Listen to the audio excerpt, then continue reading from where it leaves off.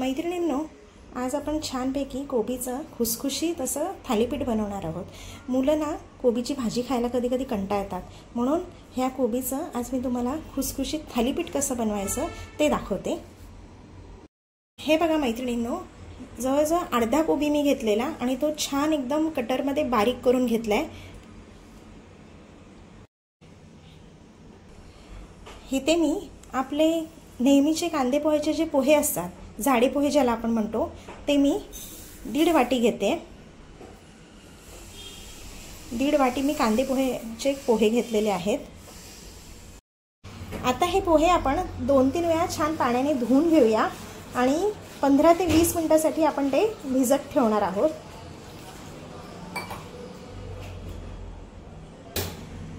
हे बघा, आता हे पोहे मी धुवून घेतलेत आणि जवळजवळ एवढं पाणी राहील एवढे मी त्याच्यामध्ये पाणी ठेवून भिजवलेले आहेत। आता हे 15-20 मिनिटांसाठी आपण असेच ठेवूया।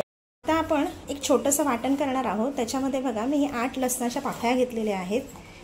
त्यानंतर हे 3 ते 4, तुम्हाला जसं तिखट हवं असेल ना त्याप्रमाणे तुम्ही मिरच्या कमी जास्त करू शकता। मी इथे 4 मिरच्या घेतलेल्या आहेत। त्यानंतर अर्ध्या चमच्यापेक्षा कमी असा ओवा मी इथे ह्याच्यात टाकते। अर्धा चमचा जिरं घालते त्याच्यात मी, आणि हे आता आपल्याला छान वाटून घ्यायचं आहे।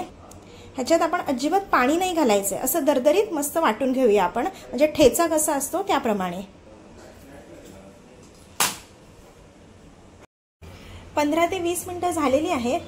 पोहे बघा छान एकदम भिजलेले आहेत। आता आपण काय करूया, हे ना असे जरा चमच्याच्या साहाय्याने असे बारीक करून घेऊया। ह्याच्याने ना कोबीचे पराठे छान कुरकुरीत असे होतात। आता आपण हे जे वाटण करून घेतलेला हा ठेचा जो केला आहे ना, लसूण, ओवा, जिरं, हिरवी मिरची, तो ठेचा आपण ह्याच्यात घालून घेऊया।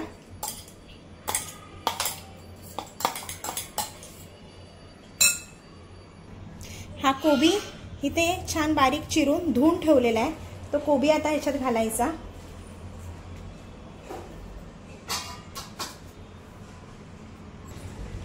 बारीक चिरलेला कांदा, बारीक चिरलेली कोथिंबीर। हे ज्वारीचं पीठ आहे, मी जवळजवळ अर्धी वाटी एवढं घेतलेलं आहे। ज्वारीच्या पिठाने काय होईल ना, ह्याला ना छान असं बाइंडिंग येईल। ज्वारीचं पीठ घालते। आता आपण ह्याच्यामध्ये काही मसाले घालणार आहोत। सगळ्यात प्रथम लाल मिरची पावडर घालूया। आता आपण ह्याच्यात हिरव्या मिरच्याही टाकलेल्या आहेत, त्यामुळे तुमच्या तिखटाप्रमाणे तुम्ही ते घालू शकता। धने जिरेची पावडर आणि हळद आणि चवीप्रमाणे मीठ। आता ना आपण याच्यामध्ये थोडं पाणी घालायचं आहे, म्हणजे आपण डोशाचं वगैरे बॅटर कसं करतो तितकं पातळ नाही करायचंय, पण असं छान असा डोसा असा तव्यावरती पडला पाहिजे इतकं पातळ आपल्याला करून घ्यायचंय। आता कोबीमध्ये पण पाणी आहे, त्यामुळे सांभाळून पाणी घालायचं। पाणी घालत घालत ते मिक्स करायचं आपल्याला।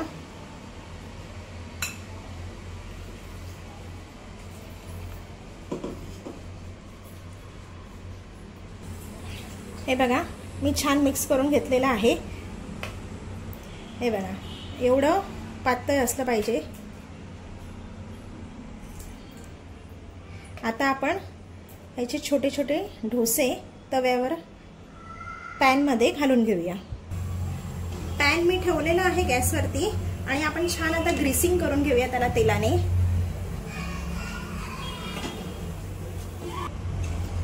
तवा छान गरम झालेला आहे पॅन। आता आपण त्याच्यामध्ये हे घालूया। मस्त सुगंध येतोय। हे बघा, आता ह्याच्यासाठी आपण ह्याच्यावर आता फक्त 1 मिनिटासाठी आपण झाकण ठेवूया। गॅस स्लोच आहे। 1 मिनिट झालेलं आहे, आपण झाकण काढून घेऊया। आता हे आपण असंच जोपर्यंत साइडच्या कडा कुरकुरीत होत नाहीये तोपर्यंत आपण हे असंच ठेवणार आहोत। एक 2 ते 3 मिनिटांमध्ये ते छान कुरकुरीत खालची बाजू फ्राय होऊन जाईल. गॅस थोडासा वाढवूया आपण.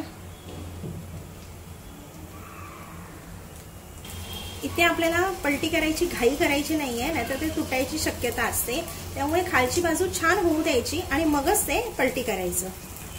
हे बघा, हे शिजत आलं ना की त्याच्या कडा बघा आपोआप. हे बघा, कडा सुटलेल्या आहेत. आता आपण याला पलटी करूया. हे बघा किती सुंदर त्याचा कलर आहे बघा. आता दुसरी बाजू पण अशीच आपण छान कुरकुरीत करून घ्यायची आहे. आपलं थालीपीठ कोबीचं धिरडं, थालीपीठ नाही धिरडं तयार झालेलं आहे खाण्यासाठी. ते आता आपण डिशमध्ये काढत आहोत. हे बघा, आपलं कुरकुरीत असं कोबीचं धिरडं तयार झालेलं आहे. हे तुम्ही नुसतंही खाऊ शकता किंवा चटणी बरोबर वगैरे तुम्ही खाऊ शकता. हे बघा, खूप छान चविष्ट असं लागतं. जर तुम्हाला रेसिपी आवडली असेल तर सबस्क्राईब करा, लाईक करा, शेअर करा.